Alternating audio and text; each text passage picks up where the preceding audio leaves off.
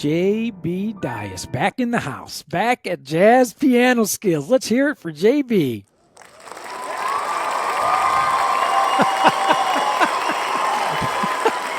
Now, can I get that from you? Because I'd like to use that as my alarm clock in the morning. Yes, I'll send that. I'll send you that little clip, man, and you can cue it up in your alarm clock. That's awesome. Welcome back, my friend. Thank you, Dr. Lawrence. It's good to be back.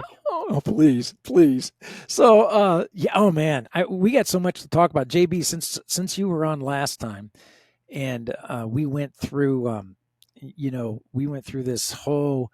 You unveiled for all the Jazz Piano Skill listeners your list of 104 tunes that every jazz musician should have under their belt. They should know, right? And you had it broken down two lists of 52, right? So you could do one tune a week for 52 weeks for 1 year, and then attack list 2 for the second year, and in 2 years you have 104 standards under your fingers that are going to be called at jam sessions or on gigs. And so what we've done at Jazz Piano Skills this year, as I was mentioning to you before we started recording, was that we're actually using your list of 104 recommended tunes. We're taking a tune each month and we're dissecting that tune 3 ways. We're doing like a harmonic analysis, a melodic analysis of that tune, and then using that tune for improvisation development. So I want to get into talking about that a little bit today. And I know you have some fantastic materials to share with us today. Help me with this, JB. Homonyms. Am I saying that correctly? Homonyms. Yep. And mnemonics. A mnemonic is just a memory device. Okay. Like, what's the first mnemonic everybody learned in music? Every good boy does fine. Right? Right. And homonyms are words. Remember when you were in grade school, you learned about antonyms, synonyms, and homonyms? Right, of course. So synonyms are words that mean the same. Yep. And antonyms are words that are opposite. And homonyms are words that sound the same, but have different meanings depending on the context. Okay, I like how we're going. So in jazz, for jazz piano voicings, homonyms are chords with the exact same notes, and they sound the same, but are different depending on what the bass player plays. I love it, right? I love it. And man, I've been playing homonyms my whole life, and I didn't even realize it. Yep. So we'll get into. You got to ask yourself: do you know that B flat 7 is the same as D half diminished? Yeah, right. And I have a list, and I can share my list, and you can put that on your website if you like. I've broken them down. Yeah, that's fantastic. Well, let's jump into it. So where do you want to start? You want to start with the homonyms, or you want to start with the mnemonics? What do you want to start with? Well, one thing that's different about the piano players that I teach and the pianists that you teach is you're teaching piano players. Right. And I'm teaching non-pianists. Sometimes they have classical piano chops, but I'm teaching piano for pedagogical purposes, meaning to use the piano to teach jazz. Right. And so that at least you give the illusion that you know what you're doing when you sit in with that combo at the, the jazz camp. Right. So I have mnemonics to find voicings very quickly for non-pianists. Now, pianists can use this also, and so I'm going to just start with that. Yeah, let's do that. And I call these first set of voicings I'm going to show are I call generic voicings. Okay. Meaning these are just standard voicings. The right hand is in fourths for the most part. Yeah. So I'm going to just share my screen. And first of all, one of the first things that I tell all the students is that every scale has got a chord that goes with it. So if you just play a C major 7th chord, there's a scale that goes with it, C major, and you can put any note into your voicing from that chord, from that scale, with the exception of a few avoid tones. And what do you do with avoid tones? You avoid them. So when you play a C major, you can play any note in the scale. You can put in the 1, the 2, the 3, avoid the 4, that's the avoid tone, 5, 6, 7, 8. Dominant seventh uses the Mixolydian scale. If you flat the 7 in the chord, you flat it in the scale, and you can use any note in that scale for the chord, except that avoid tone again, the 4th. So remember, Correct. avoid the 4th on a major 7th and avoid the 4th on a dominant 7th, unless, of course, it's a sus chord on the dominant 7th, where the 4th is actually substituted for the 3rd. Correct. Then minor, no avoid tones. There's the Dorian scale. Again, lower the 3rd and lower the 7th. Half diminished, Locrian. You just use the notes from the major scale a half step higher. Here's D flat major, and here's C. There's C Locrian, and the avoid tone is the flat 2, even though it's in the scale. Then you got diminished, no avoid tones, just whole, half, whole, half, whole, half, whole, half. And then last I want to give you is dominant 7 altered. And what dominant 7 altered means is no regular 5, no regular 9. So you have to have an altered 5th and so flat 5 and sharp 5 and a flat 9 and sharp 9. That's right. So here's a regular C7 chord, 1, 3, 5, flat 7, 9. To make it altered, I can sharp the 5 and sharp the 9, or flat the 5 and flat the 9, or flat the 5 and sharp the 9, or sharp the 5 and flat the 9, or put them all in. Yeah, right. So that's the basis of what I'm going to show you when I show you voicings. All the notes that I'm going to show you in these generic voicings with mnemonics come from those scales. Yeah. Right. All the notes are cool except avoid the 4th in a major 7th chord, avoid the 4th in a dominant 7th chord, avoid the flat 2 in a half diminished chord, even though they're in the scale. Yeah. So what are your thoughts on that sharp 4 in the major, right? That Lydian sound. Right. I love the sound, but that's a different chord symbol. Yeah, that's going exactly. to be G major 7 sharp 4. So I would consider that a substitution. Okay. So when you see basically a chord symbol represents a scale, which represents a sound, which represents an emotion. That's right. So this C major 7th symbol, MAJ7, or a delta sign or triangle, right, represents this,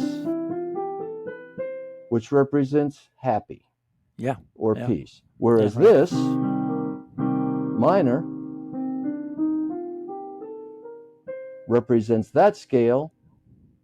So this is what we call the vertical representation of that sound, because if you write it down, it's vertical.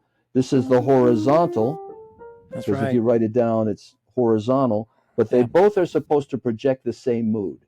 So if I play this, or if I play this, it sounds sad. Yeah. Well, I must be a sad. So I must be a sad dude because I love that sound. Yeah, I mean, every sound represents an emotion. Like major is happy, and dominant is transient or bluesy. Yeah, right. That's right. Yeah, you would never write a blues with major 7th chords. No, because how sad could it be with major 7th chords? It's just like, I got the blues because my champagne, it's not imported. I got the blues because my Bentley's in the shop and I have to drive the Jag today. Yeah, right. It's just not that sad. You want somebody shot my dog. That's right. And took my wife. Don't know which is worse. So you want that for minor, you want sad. You want sad. So if your grandmother passed and they've asked you to write the funeral dirge, you'd probably want to use that chord. You wouldn't want to use major. Granny died last week.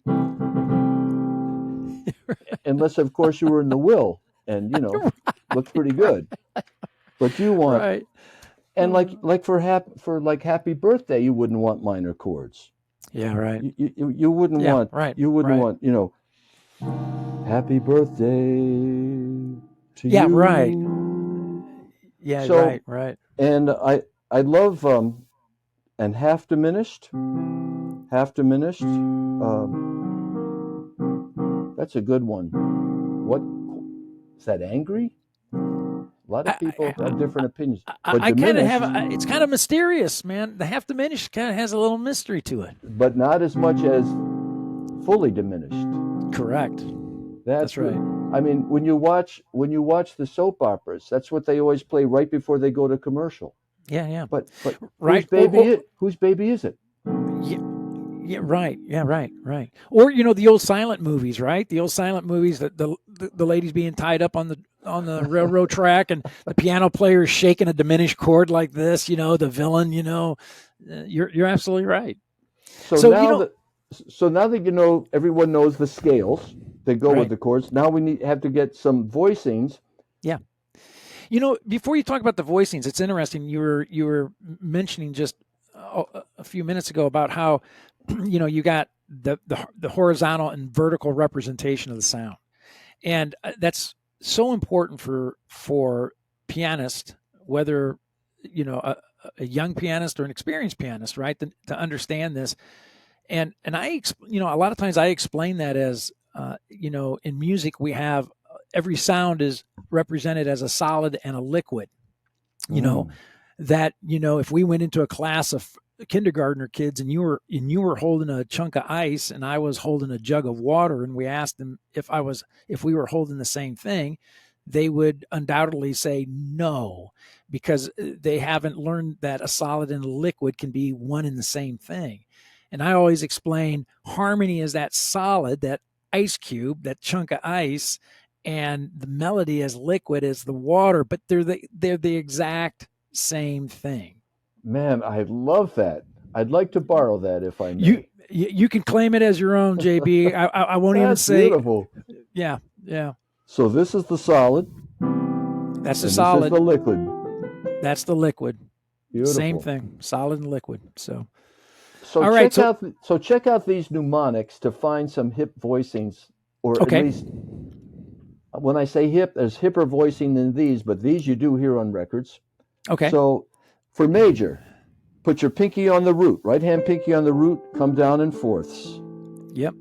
And the fourths are real easy for a non-pianist to see because you play a note, you skip two, you play a note, you skip two, you play a note, you skip two, you play a note, you skip two.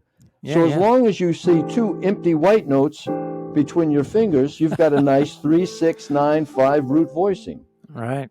So if I Beautiful. want to go to F, pinky on F and come down in fourths. Yep. And B Yep. flat, I'm just going to run the circle. And all I'm doing is moving my arms. Right. There's E flat major. I'm just moving my arms like rock and roll bar chords. Rock Right. and roll bar chords on guitar. There So you here's pinky on C, come down in fourths, pinky on F, come down. That's the mnemonic.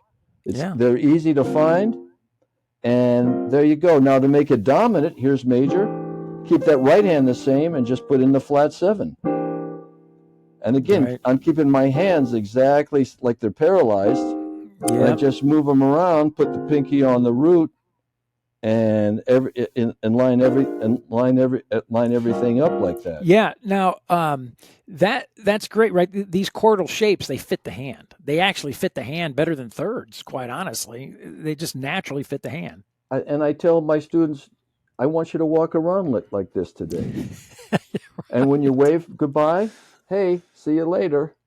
Yeah, Put exactly. your hand in your pocket, take it out, and then you've got Yeah. that nice chordal sound. Yeah. So here's Now, JB, go ahead. I got a question for you. On that very first voicing on that C, you had an E and an A in the left hand. You had your D, G, C in the right hand. You have a beautiful C major, right? So Yes. now, a lot of times I teach, and you were focusing on that top note, that C being on top and working your way down in fourths.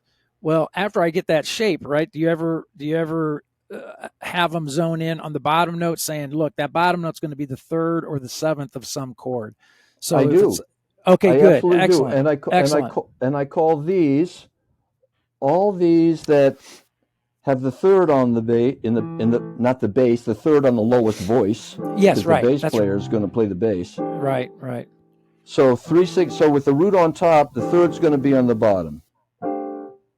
Yeah. So the right hand for all these chords here is C7.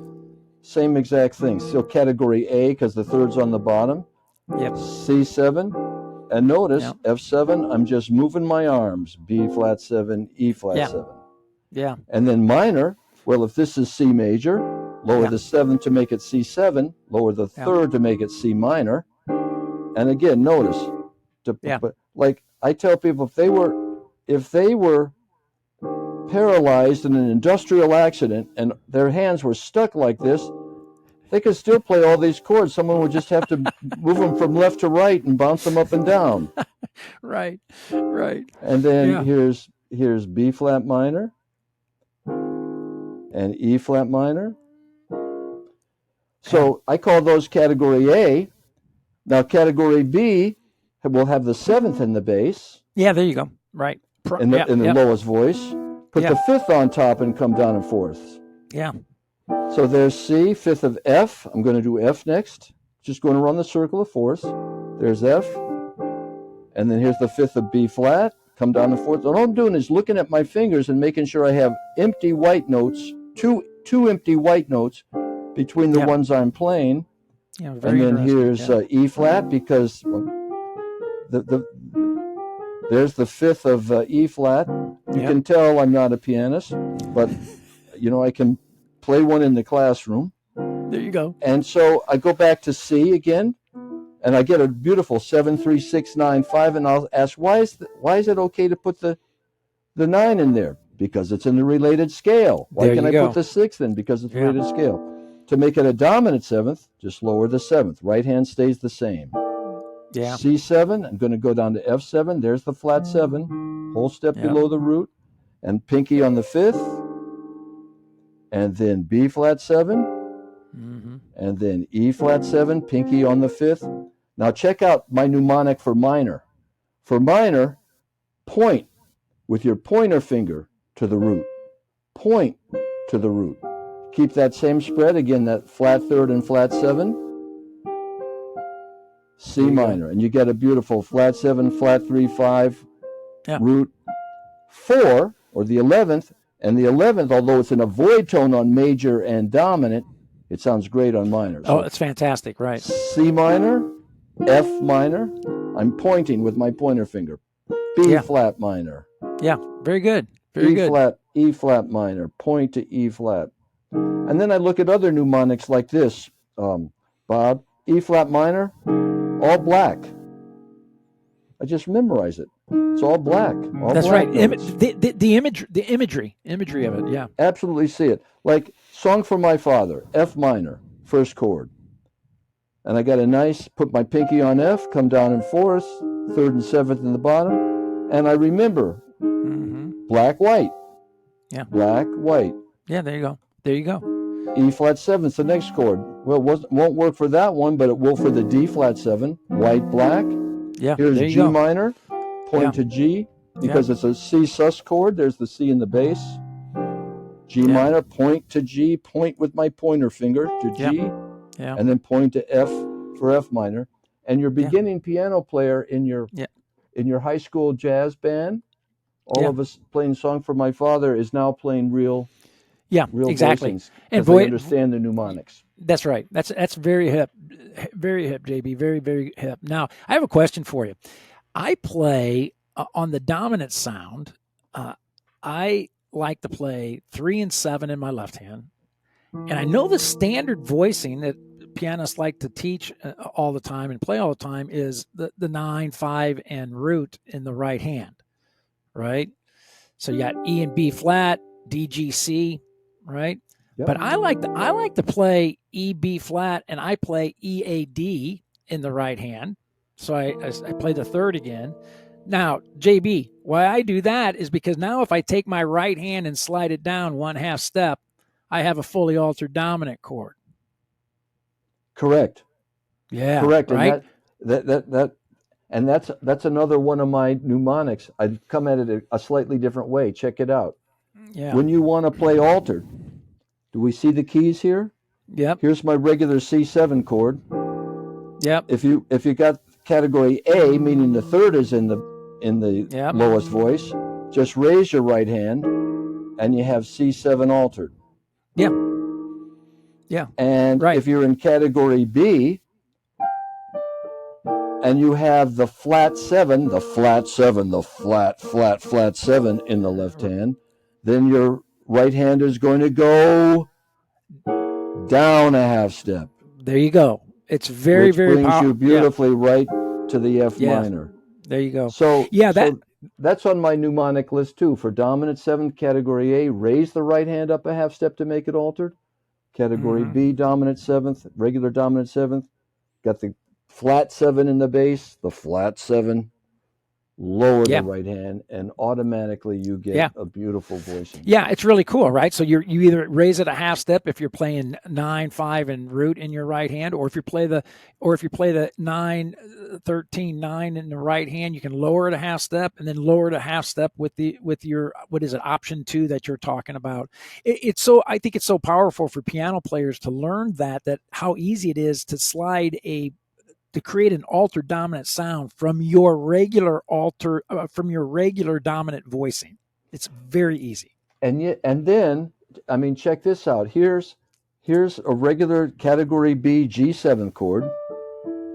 Notice my pinky's on the 5th. Yep. Pinky on the 5th, come down and 4th. There's the flat 7 in the 3rd. Flat 7's in the bass. There's G7 altered. Yeah. Flat 7, 3, sharp 5, flat 9, flat 5. And I just reverse colors. Black goes to white, white goes to black, and I have a G7 altered to C minor, just like you'd hear on the 8th to the 9th bar in a B flat blues, or let me see, that would be the 5th to 6th bar in blue bossa. Yeah, right. No, 6 to 7th bar in blue bossa. 6 to 7th bar in blue bossa. So you have this is all on this is on a handout, all these voicing structures, mnemonics that you're talking about. This is on a handout on your website, correct? Yes, and I can show you a little bit of it. Hold on, let me put this on the screen for you. Yeah, this is good. Hold on one second. Okay, so let me share my screen with you here. Yeah, so if you're watching this on YouTube, you'll be able to see what JB is pulling up here. Okay. Okay, share. Yep. Going through my steps here. Share screen, window.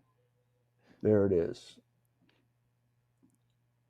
Boom. Okay, do you see this thing that says common piano voicings? Well, I'm looking right at it. Okay, we'll make it a little bigger here. Still see it? Yep. Beautiful. Here are the 10 scales that we use most straight ahead jazz, and I got a little formula for them. See, Mixolydian major scale with a flat 7. Yep. Dorian nice. major scale with a flat 3rd and flat 7. Right. Locrian notes from the major scale a half step higher, so it's D flat major just starting on C. Correct. Notice I put in parentheses here, like on major and dominant. Yep. Those are the notes. Those are the avoid tones. Yep. Don't put them in the chord. So they're all listed here. And then I have one-handed voicings. These are what you'd have in your left hand with the mnemonic. So for 379, the mnemonic is look at the root, go up a hole, and spread out. Up a hole. I'll do it down here. So look at the root, go up a hole, down a half, and there you have a 379. Yep. Dominant 7, same thing, just flat the 7. Yep. Minor, flat the 3rd. For major, look at the triad. So 1 3 5, but rather than 1 3 5, lower the root a half step, and you got 7 3 5. Yep. For dominant 7, look at the triad and spread out the outer voices. Bass players playing a C. Yep. Very nice. Minor, you look at the triad and just lower the 7th. Yep. Lower the root a whole step to the 7th. And you've got it. So all those mnemonics are on that. I've got 2-5-1 mnemonics. There's 2 5s in major. Yep. Just did 3 keys. Here's 2 5s in minor. D half diminished, G7 altered, those chords. And I talk about that there. I'm just going through it fast now, but you can download this. It's free. Yeah. Yeah. Valuable. Here are the resource. two-handed voicings I was telling you about. Yeah. Fantastic. Right hand pinky on the root, come down in fourths. Look at this one. Same as above. Just lower the top note a half step and you get the elegance. And that's a beautiful major 7 voicing. Beautiful. And then here's category B. Right hand pinky on the 5th, come down in fourths in both hands. Yep. Dominant, same right hand. Right hand pinky in the root, come down in fourths in the right hand, 3rd and flat 7. Yep. And the category B is the same as above. Right hand, same as the major above. Right hand pinky on the 5th, come down in fourths in the right hand, but the flat 7 in 3rd in the left hand. Yep. And here's the minor, pinky on the root, and here's the category B where we point to the root. Go up a 4th and down a 4th. Right. And here's the one we just finished, Bob, dominant altered. Think category A voicing of dominant 7th. Yep. And raise the right hand up a half step. And there you get your 3 flat 7 sharp 9 sharp 5 flat 9. Or think category B voicing of C7. Remember the mnemonic for that? Put pinky on the 5th. And just lower the right hand a half step. And you get the flat 7 3 sharp 5 flat 9. Yeah. Flat 5 voicing.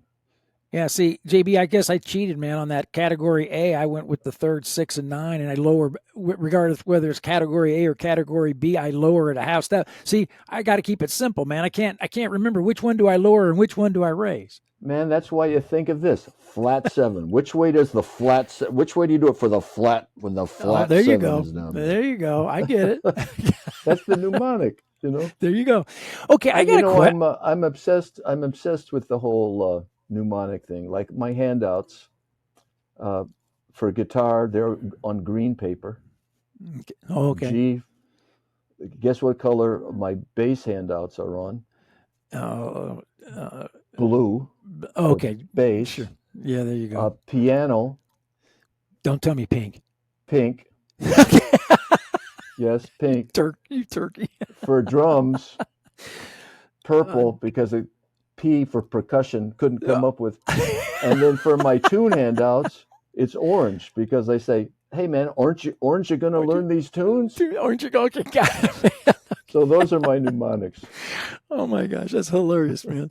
So okay, I got a serious question for you, man. Serious question. I know on the diminished sound, when it comes to the diminished sound, and quite honestly, I think diminished, a lot of times educators try to avoid work. There's a lot of mystery around the diminished. How do you teach it? How do you voice it? And so forth. Okay, but and I know that it's very popular in the jazz world that we use the whole half diminished scale for our diminished sound, right? But I got to be honest with you. I lean on the 7th mode of that harmonic minor where that diminished chord originates from. I use that sound a lot too, and I absolutely love it. Yeah, and it's hipper. You know, the more modern cats do that. It's great. As far as just finding a mnemonic for a half diminished, not half diminished, for a diminished chord, I just call it the lobster chord. Oh, there you go. Lobster chord. You got to get your lobster claws, and you take any chord tone. Like you want, let's say you want a E diminished chord, and you know E diminished has the same notes as G diminished, B flat diminished, and D flat diminished. They just circulate. So you take any chord tone can be considered the root. Play one, go up a tritone, go up a minor 3rd between hands, and another tritone. So you have a tritone in each hand with a minor 3rd in between. Yeah. And you automatically can get there from any place. I tell the students. So another chord tone is G. So G up a tritone, half step a minor 3rd in between, and another tritone in each hand. And the next chord tone would be B flat. So there's my tritone, minor 3rd in between, and a tritone in that hand. Okay, so I want to lay one on you.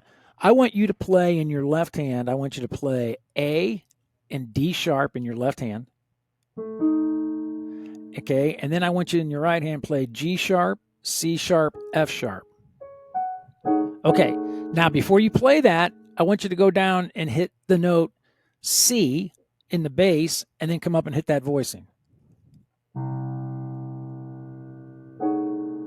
Ooh la la. I use that for my C diminished. That's a B7 voicing mnemonic. That's a B7, a half step below, and I use it for my diminished. Isn't that great? Oh Yeah, my and God! And it's that B7, my category B7, pinky on the fifth, come down in fourths. So if I want to play a C diminished chord, I just go down a half step and play that dominant seventh, and a cool sound I have. You have a very hip diminished voicing. Wow. Yeah, buddy.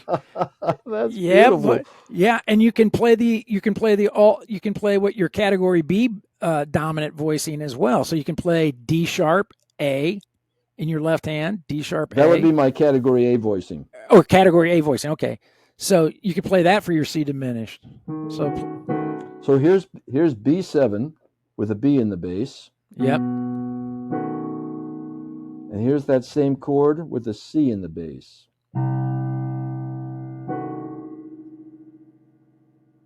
Yep.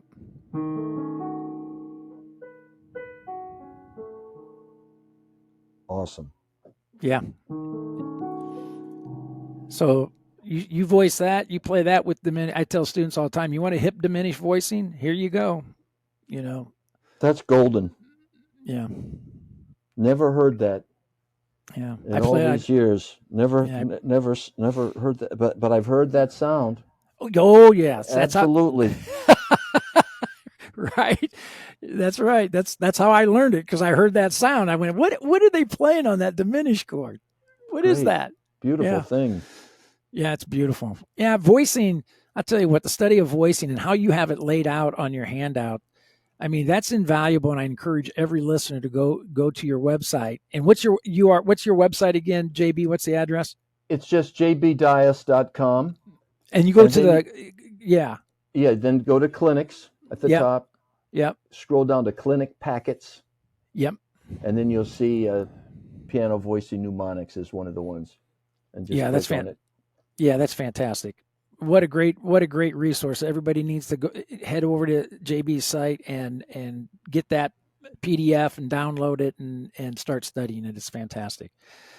Okay, so all right, so we've looked at voicings. What's this homonyms, man? Homonym. Like homonym. Homonym. In English, 2, 2, and 2 are homonyms. TO, TWO, yes. TO. Right. And the one that we use in music all the time is here and here. Can you hear here? Yeah. Can you hear? Yeah. Where here where I'm sitting? Yeah. So when I teach homonyms, I will say, for instance, I'll take a tune like Blue Bossa, and the Blue Bossa, the first two chords are C minor and F minor. And here's my C minor generic voicing, pinky on C, category A, and my F minor where I point to F. Now the next chord is D half diminished. And what I tell students, that just like you said, B7 is the same as C diminished. Yes. That's a homonym. Yes. Well, I'm saying that D half diminished is the same as B flat 7. So here's the rule, the guideline, the trick. Whenever you want to play a half diminished chord, go up a sharp 5. Here's a regular 5, so there's the sharp 5, and play that as a dominant 7th chord, and a D half diminished you have. There you go. So, beginning piano players, C minor, F minor. Now I say, don't hurt yourself going to D half diminished, because there it is. All you have to do is move one finger. And what do you think the mnemonic for D half diminished is? D, what note do I play? So there's D half diminished. So you have C minor, F minor, D half diminished. Now, if you want to play a dominant 7 altered chord, remember for half diminished you play up a sharp 5. For a dominant 7 altered chord, you play up a flat 5. So the next chord after D half diminished in Blue Bossa is G7 altered. Here's the regular 5. Yeah. So there's the flat 5. So if you want to play G7 altered, just play a D flat 7th chord, and you have it. Pinky on D flat. Remember how we did it before? Here's the regular G7th chord. And to make it altered, if I've got the flat 7, I lower the right hand. Well, that's the same as a D flat 7 chord. Yeah. And then that just goes to C minor. So here's C minor, F minor, D half diminished, same as B flat 7, G7 altered, same as D flat 7, C minor. Yeah. And that's what I mean. And you can do these for all kinds of voicings, like check this out. Here is a nice voicing of C minor. And let's find a mnemonic for that one. First of all, the voicing is 4, flat 7, 9, flat 3, 5. But man, when you're playing, you can't think, what's the 4, what's the flat 7, what's the 9, what's the flat 3, what's the 5? You have to find a mnemonic. So here's what you do. Everybody knows a C minor triad. Yeah. But rather than going 1, 3, 5, just go 2, 3, 5. Yeah, there you go. So that's an easy one. You just kind of miss. Whoops, I missed the root. And then look at the root here. You got an index here, so just spread out. Yeah. Play up a whole step from whatever it is, and then just put your pinky, fifth finger as you pianists call it, your pinky straight down wherever it is. If it's just a nice relaxed hand, it'll just automatically be there by magic. So there's C minor, you want F minor. There's the F minor triad. You change this. Yeah. And now you have hipper voicings, C minor. Yeah. And you can just parallel on up to F minor. Yeah. Now we know, check this dominant 7th voicing out. Here's a nice dominant 7th voicing. Flat 7, 9, 3, 6, root. Yeah. Boy, how am I going to think flat 7, 9, 3, 6, root? Well, you think of the mnemonic. Look at the root and spread out and close it. Yeah. And then C, everybody should know their relative minors. What's the relative minor of C? Just go down 3 half step. The relative minor is C. So just play the relative minor of C is A minor, and play an A minor triad. That's just an A minor triad in second inversion. Yeah, nice. And I have a nice voicing. Yeah. So check this out. If I want to play a B flat 7, here's B flat, surround it. What's the relative minor? G minor. There's my G minor triad. Yeah, nice. Now, not only do I have D half diminished, flat 7, 9, 3rd, 6, root. Yeah. I have D half diminished for Blue Bossa, flat 5, flat 7. Yeah. Root, 4, sharp 5. D half diminished, flat 7, flat 5, flat 7, root, 4, sharp 5. And why can I put the 4 and the sharp 5 in a D half diminished chord? Because they're in the related scale. That's right. And I tell that to the students. I say, I'm going to ask you many questions today, and the answer to every question is always the same. Right. And the answer is because it's in the related scale. That's exactly right. So there's beautiful voicing of D half diminished. Right. Now I remember that G7 altered is the same as D flat 7. Remember, just go a flat 5. G to D flat's a flat 5. So there's D flat. I surround it.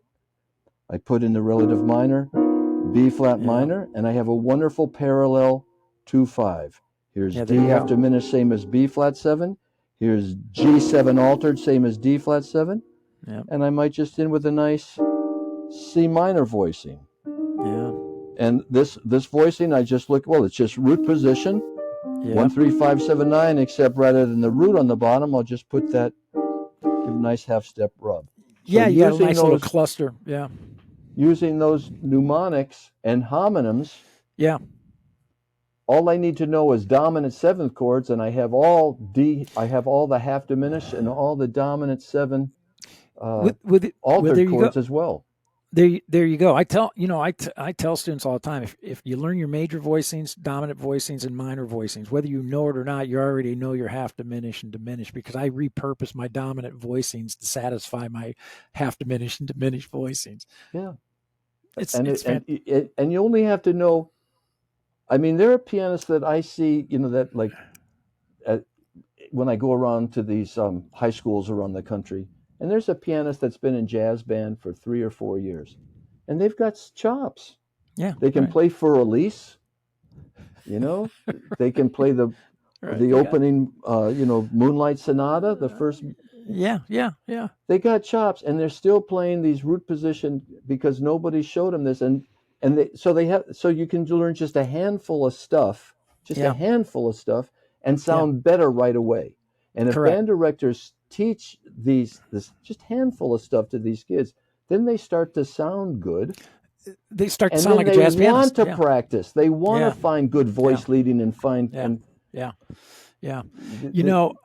It's just like speaking. You have to. You got to sound like you know what you're talking about. Then you can go back and study theory and all that kind of thing and become even more eloquent. Yeah, I think it's important to mention, and I know you would agree with this. We always teach, piano teachers, musicians. We always teach, like we just mentioned at the beginning of the podcast. Every good boy does fine, but we don't teach that with the intention that you hang on to that forever. That is a crutch to get you to the data, to where you can actually read the musical staff. We don't want you always to be processing every good boy does fine before you play a note. It's just to help you digest the information. It's important for people listening that when we're talking about voicings and you're running through all these formulas and these ideas for constructing these shapes, it's a really fancy every good boy does fine is what we're talking about, because once you get your hands on the shape, you get your hands on a D half diminished voicing, and then you practice it as D half diminished voicing, all of a sudden that shape now becomes associated with the thought of D half diminished, or the hearing of D half diminished, or the seeing of D half diminished. Your hands go to these shapes. I mean, I'm playing shapes all the time, and I'm not thinking about the notes I'm playing. I'm playing the shapes that I know satisfy those sounds. Just like when we read a book, we don't process letters. We read words. We don't process letters. The words are the shapes. These voicings are the shapes that we play. And you'll get to the point. What I'm getting at is, for somebody diving into voicings might be thinking, man, this is overwhelming. It may be initially, but once you get past the every good boy does fine, then you're playing these shapes and sounds instinctually. Perfectly said. Perfectly said. I wholeheartedly agree with everything. The mnemonics and the homonyms, they just get you there the first few times. Correct. Then you memorize them. And by the way, what you said about your hands taking the shape, it does become automatic. We call that digital memory. It's muscle memory. Right. But it's the same way you learned how to speak. Learning how to speak is far more complicated than learning how to play the piano. The muscles that you have to use and the airflow and the way you have to shape your teeth and your tongue. Oh, my goodness, right. Have you ever, a perfect example, have you ever heard someone that was born hearing impaired? I mean, they were born absolutely hearing impaired. They never have heard a thing in their life, and they're taught to speak. They sound like that. Yes, right. Because it's just impossible to teach the nuances that go on. But you start when you're very, very young, and you're listening to people and trying it. Right. Even if you don't know what you're saying, you're going for it. Right. And that's why you see there's wonderful outliers, of course, but most great jazz piano players started young. Right. They started young, listening young, and Right. emulating, just like they learned how to speak. So Right. you learn nouns and verbs and adjectives, and you might learn mnemonics for them, but then you're just speaking, and that's right. what happens with piano. But in the beginning, you gotta figure it out. And I say, blue bossa, here I will say this. I'll say, I'll be your brain. C minor, pinky on C, come down in fourths. Black, white, F minor, point to F. Black in the left. D half diminished, same as B flat 7, just changed one note. G7 altered, white, black, same as D flat 7. Now say, put your hands behind your back, go to white, black. There it is, hands behind your back, go to G7. There it is, white, black. Put your hands on your lap, white, black. And now reverse colors to go to C minor. You do that a few times, then you don't have to think. Right. It just absolutely, in fact, I'm even talking to you while I'm doing it. It becomes automatic, and it doesn't take 100 times. People say, I don't have 100 times. It'll take about 10 or 15 times. And that's right. You'll see it. It starts to happen. Yeah. In fact, so much so, JB, so oftentimes when I'm playing and somebody says, what are you playing there? I have to stop and I have to think about it. I got to go, okay, wait a minute. I got the third here. Because I don't even think of it that way anymore. I'm playing shapes. Again, the metaphor of speaking. Are you thinking that I just used a noun and I used an adjective modifier? Right. And if you really want to, and sometimes you have to think, I'm speaking to these pretty hip people. I better put in a dangling participle and a gerund, so they know I'm hip here. Right. And I'll sneak in one of those like a word like autodidactic. Yes, right. You know that word, autodidactic? Yeah. No, I don't know. I never use that word. Autodidactic. Didactic means teaching. Yeah. Autodidactic means self-teaching. And when it comes right down to the very end of it, a jazz musician has to be autodidactic. Autodidactic. You learn from other people, but you got to teach yourself. You have to be autodidactic and not perfunctory. So yeah, we'll slip that in. Just like you slip in a Chris Potter lick, Yeah, right there. They don't think I'm hip enough. Yeah, there you go. Wow, this has been really cool. Now, okay, so now I want to kind of do a little change of direction for a second, Jamey. I mentioned at the beginning,